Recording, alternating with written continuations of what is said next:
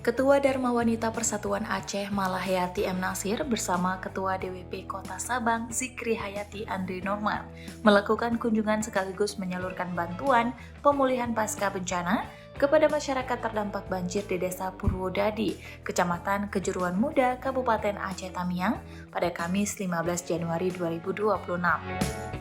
Kunjungan tersebut merupakan bentuk kepedulian DWP Aceh terhadap masyarakat yang terdampak bencana hidrometeorologi yang melanda sejumlah wilayah di Aceh pada November 2025 lalu.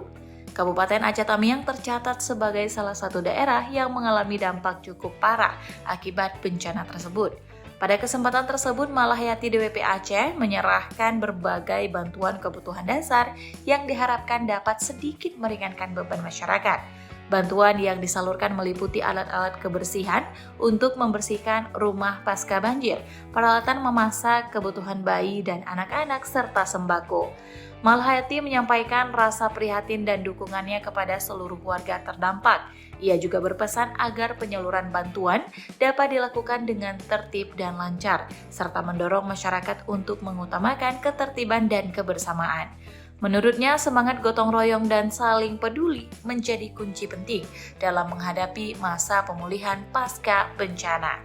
Melalui kegiatan ini, DWP Aceh menegaskan komitmennya untuk terus hadir dan berperan aktif dalam kegiatan sosial kemanusiaan, khususnya bagi masyarakat yang terdampak bencana di berbagai wilayah Aceh.